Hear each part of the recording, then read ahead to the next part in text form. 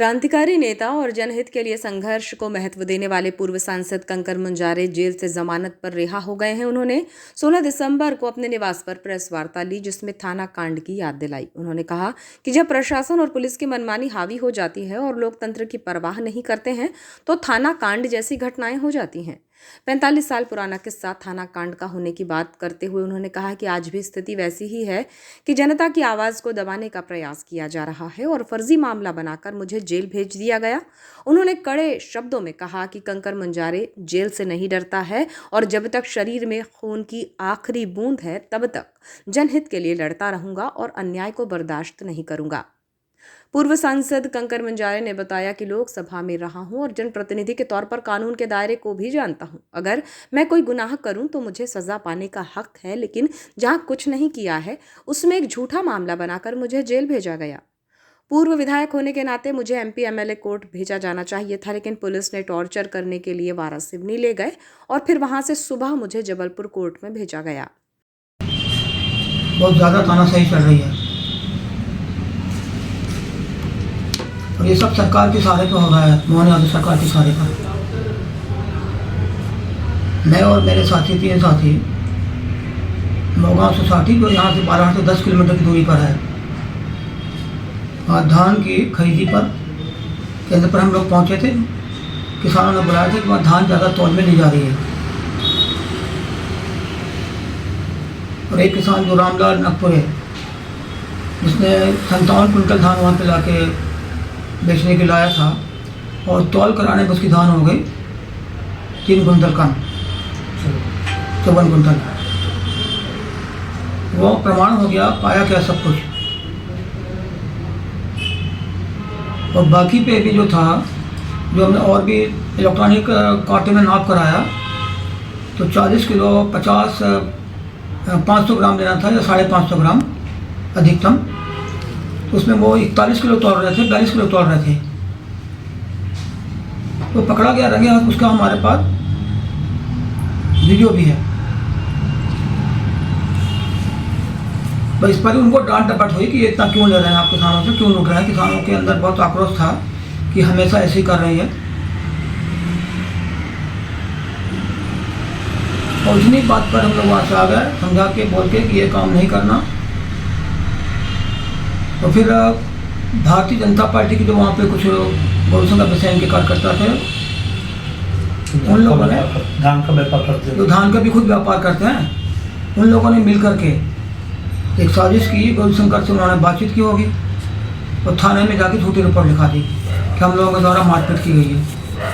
अब मैं पूरे लोकसभा सदस्य हूँ, 3 बार एमएलए हूँ, तो मेरी जांच तो कम से कम ठीक से होना चाहिए ना, इन्होंने मारा है कि नहीं मारा है। तो बगैर कोई जांच के एक तरफा कार्रवाई की गई है, जबकि ये पूरा निर्देश है कि किसी भी एमएलए के ऊपर जब कोई एफआईआर होती है तो उसकी जांच बहुत बारीकी से की जाए और कम से कम महीने भर जांच की जाए, कम से कम, जब तक संतुष्ट ना हो कि ये सही है गलत है। ऐसा निर्देश एकदम साफ साफ शासन से है।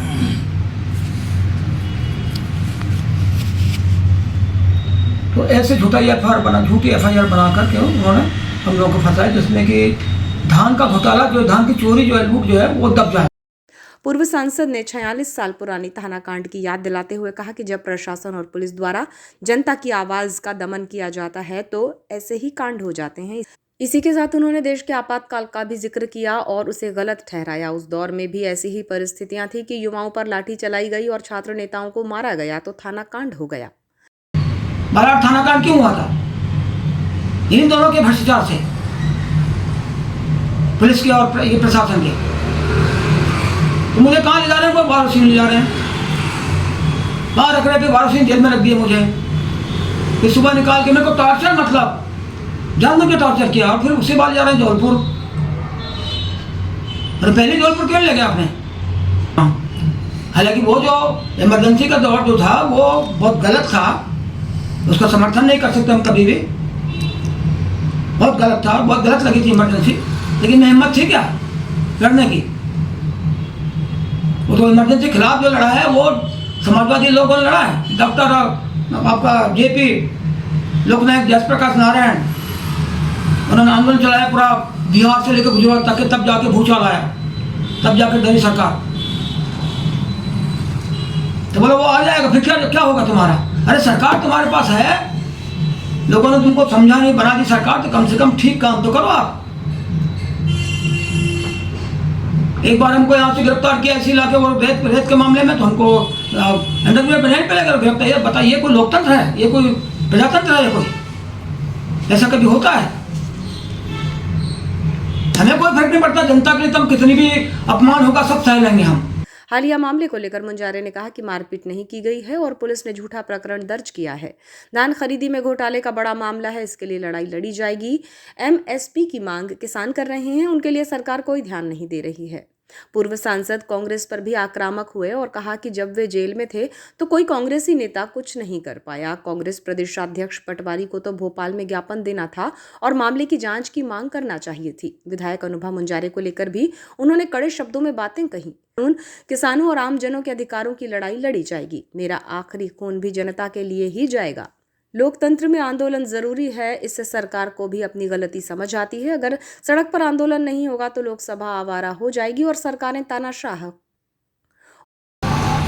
किसान के लिए, मजदूर के लिए, जनता के लिए लड़ाऊं, व्यक्तिगत मेरी लड़ाई नहीं है। तो इसके बाद ये भी तो बताना था ना इनको कि 3 बार एमएलए रहे हैं, 1 बार निर्दलीय सांसद रहे हैं, जो मध्य प्रदेश का रिकॉर्ड है। आज तक कोई निर्दलीय नहीं बना सांसद मध्य प्रदेश के अंदर। सिंधिया लड़ते थे तो कांग्रेस का समर्थन होता था, मार्तन सिंह लड़ते थे युवा वाले तो उनको भी समर्थन कांग्रेस का होता था, या कभी भाजपा का हो जाता था। निर्दलीय तो हम ही जीते मध्य प्रदेश के अंदर, जो पुराना मध्य प्रदेश जिसमें छत्तीसगढ़ भी शामिल था। आज तक रिकॉर्ड टूटा है। जनता ने हमारे संघर्ष को और हमारे सिद्धांत को पसंद किया और तब हमको जिताया था, बिना दारू बगैर पैसे के। उन्होंने कहा कि डॉक्टर लोहिया कहा करते थे कि जब सड़कें सूनी हो जाएंगी तो लोकसभा गूंगी हो जाएगी, इसलिए सड़क पर आवाज उठानी चाहिए और आंदोलन चलना चाहिए। पूर्व सांसद ने कहा कि जनता के लिए अपमान सह लेंगे, लड़ेंगे, डरने वाले नहीं हैं। कितनी बार जेल में डालोगे, जान की भी परवाह नहीं करते हैं। एक दिन मरना ही है तो क्यों ना कुछ अच्छा करके जाएं। जुल्म और अत्याचार होगा तो बर्दाश्त नहीं करेंगे, चाहे किसी के भी साथ अन्याय हो।